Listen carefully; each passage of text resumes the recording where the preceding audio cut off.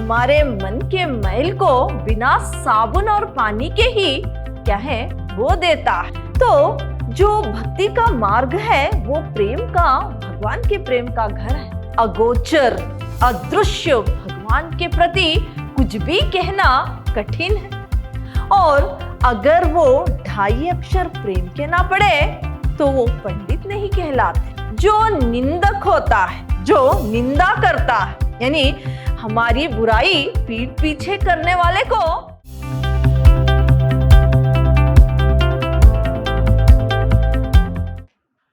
प्रणाम। मैं Rihanna yes, अति उत्तम विद्याश्रम की हिंदी प्रवक्ता। मेरे प्रिय विद्यार्थियों, पिछली कक्षा में मैंने आपको कबीर के बारे में, कबीरदास जी के बारे में संक्षिप्त में जानकारी दी थी, और इनके कुल 15 दोहे हैं। इनमें से मैंने क्या है 7 दोहों के बारे में आपको जानकारी दी थी। आज इनके जो और भी 8 दोहे हैं, इनके बारे में आज मैं आपको जानकारी दूंगी। इनका जो 8वां दोहा है वो इस प्रकार है।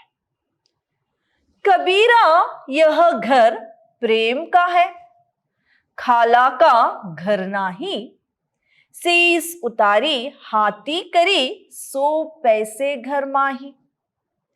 यहां पर देखिए, खाला यानी मौसी और पैसे यानी प्रवेश करे। यहां पर कबीरदास जी कह रहे हैं, यानी निराकार भगवान की जो भक्ति है, निराकार भगवान की भक्ति का प्रदर्शन करते हुए कह रहे हैं कि निराकार भगवान के प्रति जो भक्ति प्रदर्शित होती है वो एक प्रेम का घर है। यानी जो भगवान की भक्ति है वो मार्ग, भक्ति करने का मार्ग बहुत कठिन है। तो जो भक्ति का मार्ग है वो प्रेम का, भगवान के प्रेम का घर है। यहाँ पर प्रवेश करना बहुत कठिन है, लेकिन खाला के घर में यानी अपनी मौसी के घर में क्या है प्रवेश करना बहुत ही आसान है। लेकिन कठिन तपस्या करके भगवान की भक्ति को अपनाना बहुत ही मुश्किल है। तो यहाँ पर भगवान के भक्ति के प्रति बताया गया है। इनका अगला दोहा इस प्रकार है। प्रेम ना खेतो उपजे, प्रेम ना हाटी बिकाई, राजा प्रजा जिस रुचे, सिर दे सो ले जाई। यहां पर देखिए, हाटी का अर्थ है बाजार, उपजे यानी उत्पन्न होना।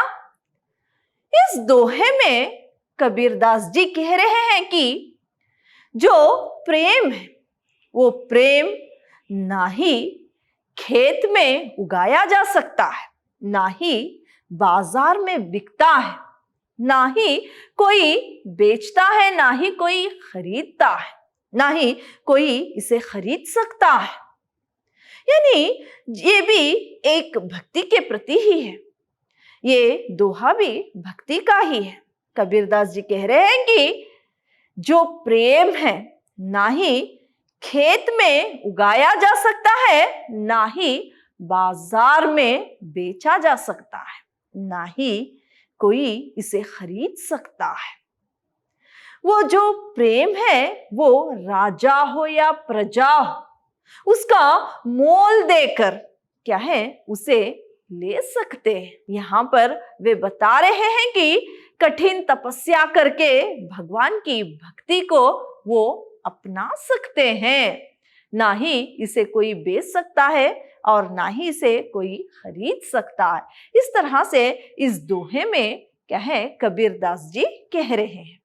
इनका अगला दोहा इस प्रकार है। निंदक नीड़ा राखिए, आंगणी कुटी छवाई, बिन साबुन पानी बिना, निर्मल करे सुभाई। यहां पर देखिए, नीड़ा का अर्थ है पास, आंगणी यानी आंगन, फिर बता रहे कि यहां पर देखिए साबुन यानी साबुन, कबीरदास जी इस दोहे में कह रहे हैं कि जो निंदक होता है, जो निंदा करता है, यानी हमारी बुराई पीठ पीछे करने वाले को अपने पास रखिए। क्योंकि अगर कोई कपड़ा मैला हो जाए तो उसे साबुन और पानी डालकर, यानी साबुन और पानी से साफ करना है।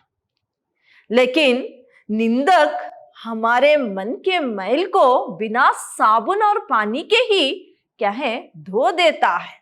हम जो अनजाने में किए हुए गलतियों को क्या है, वो हमें उसकी ओर संकेत करके हमें क्या है, उस गलत रास्ते से बचाता है।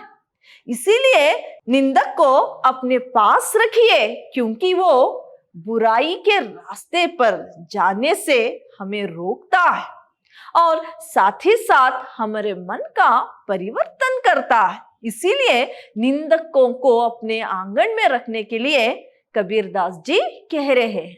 ये दोहा एक नीतिपूर्वक दोहा है। इनका अगला दोहा इस प्रकार है। पोती पड़ी पड़ी जगमुआ, पंडित भया न कोई, एक एक आशर पीर का, पढ़े सो पंडित होई। यहां पर पोथी का मतलब है ग्रंथ, मुआ हुआ, फिर भया का मतलब है हुआ, फिर आशर का मतलब है अक्षर, पीर यानी प्रेम। फिर यहां पर कबीरदास जी इस दोहे में कह रहे हैं कि जो ज्ञान अर्जन करने के लिए इतने बड़े बड़े ग्रंथ जो है, इसको अर्जित करने के लिए, पंडित बनने के लिए, ज्ञानी बनने के लिए इतने सारे किताबों का अध्ययन करते हैं, पढ़ते हैं और पंडित और ज्ञानी बनते हैं। लेकिन ज्ञानी और पंडित बनते हैं, लेकिन जो 2.5 अक्षर प्रेम के ना सीखे और ना समझे, वो क्या है, अच्छा पंडित नहीं बन सकता, अच्छा ज्ञानी नहीं बन सकता। जो 2.5 अक्षर प्रेम के ना पढ़े, वो क्या है, उसका ज्ञान बेकार है। इसीलिए यहां पर वो बता रहे हैं कि बड़े बड़े पंडित बड़े बड़े ग्रंथों को पढ़कर ज्ञानी बनने की कोशिश करते हैं, और अगर वो 2.5 अक्षर प्रेम के ना पढ़े तो वो पंडित नहीं कहलाते। यहां पर क्या है, प्रेम के महत्व के बारे में इस दोहे में कबीरदास जी कहते हैं। इनका अगला दोहा इस प्रकार है। पानी ही ते हिम भया, हिम है गवा बिलाई, कबीरा जो था सोई भया, अब कुछ कहा ना जाए।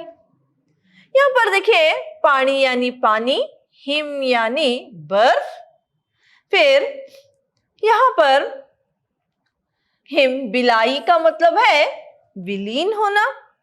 कबीरदास जी इस दोहे में कह रहे हैं कि पानी अपना स्वरूप बदलकर हिम बन जाता है, फिर हिम पिघलकर विलीन होकर फिर से पानी की शक्ल ले लेता है। तो कबीरा कहां था वहीं रह जाता है। वो कह रहे हैं कि यहां पर जो भगवान है वो अगोचर है, अदृश्य है, कोई उनको देख नहीं सकता। तो ऐसे भगवान के प्रति कुछ भी कहना बहुत ही कठिन है। इस तरह से इस दोहे में कह रहे हैं। फिर इनका अगला दोहा इस प्रकार है। जल में कुम में जल है, भीतर बाहर पानी, फूटा कुम जल जलाही, समाना यह तथा कथो ज्ञानी। यहां पर देखिए, कुम यानी घड़ा, जल यानी पानी, फिर तथा यानी तथ्य। इस दोहे में यहां पर वो बता रहे हैं कि ये जो हमारा शरीर है वो घड़े के समान है। इसके अंदर जब तक आत्मा है हम जीवित हैं। जब आत्मा निकल जाती है और वो हमारा जो शरीर है वो घड़े की तरह फूट जाता है, टूट जाता है, और बाहर पानी ही पानी, और वो पानी क्या है, बहकर फिर से पानी में मिल जाता है। यानी यहाँ पर जब हमारा शरीर मृत्यु को प्राप्त कर लेता है तो हमारी आत्मा क्या है, भगवान के चरणों में लीन हो जाती है। इस तरह से जो जीवन का सच है इसके बारे में बताते हुए इस दोहे में लिखा है। इनका अगला दोहा इस प्रकार है, भारी कहूं तो बहु डरूं, हल्का कहूं तो झूठ, मैं क्या जानूं राम को नैनू कभू न दीठ। यहां पर भारी यानी बड़ा, बहुत वजनदार, भारी यानी बहुत हेवी। फिर नैनो नयन, दीठ यानी देखना। कबीरदास जी इस दोहे में कह रहे हैं कि जो भगवान है, अदृश्य है, अगोचर है, जिस भगवान को मैंने नहीं देखा, अगर मैं उसे कहूं कि वो भारी है या हल्का है, यानी वो बहुत ही हल्का है और या बहुत ही वजनदार भारी है, तो ये झूठ है। क्योंकि ऐसे राम को जो भगवान है, ना ही हमने उन्हें देखा है, वो तो अदृश्य है, अगोचर है। ऐसे भगवान के बारे में कुछ भी कहना क्या है, बिना देखे, ये तो गलत है, ये तो झूठ है। इस तरह से भगवान के प्रति यहाँ पर भगवान के बारे में इस दोहे में कहा है। इनका अगला दोहा इस प्रकार है, कस्तूरी कुंडली बसे मुर्ग ढूंढे बन माही, ऐसे घाटी घाटी राम है दुनिया देखे नाही। यहां पर देखिए, कुंडली यानी नाभि, कस्तूरी एक मुर्ग। ये जो कस्तूरी मुर्ग है वो उसके पेट में ही एक सुगंधित द्रव्य है। वो कस्तूरी यानी सुगंधित द्रव्य है। वो क्या है, वो सुगंध को जब वो महसूस करता है, उस वक्त वन में चारों तरफ उस सुगंध की ओर खींचा चला जाता है, नहीं उसे ढूंढता हुआ फिरता है कि ये सुगंध कहां से आ रही। ऐसे ही मनुष्य, भगवान मनुष्य के अंदर ही निवास करते हैं, लेकिन भगवान को ढूंढते ढूंढते वो चारों ओर भगवान को ढूंढते ही रह जाते हैं। तो यहाँ पर कबीरदास जी कह रहे हैं कि हमारे मन में ही भगवान निवास करते हैं, उनको कहीं ढूंढने की आवश्यकता नहीं है। जैसे कस्तूरी मुर्ग के नाभि में कस्तूर रहता है, नहीं सुगंधित द्रव्य रहता है, वो उसकी नाभि में रहता है, लेकिन वो उसे खोजता पूरे वन में फिरता है, खोजता हुआ पूरे वन में फिरता है। इस तरह से कबीरदास जी इस दोहे में कहते हैं। तो जो कबीरदास के दोहे थे 15, मैं इन सारे 15 दोहों के बारे में और उनके बारे में मैंने आपको जानकारी दी है। अगले सेशन में हम और एक किसी कविता पर चर्चा करेंगे। धन्यवाद।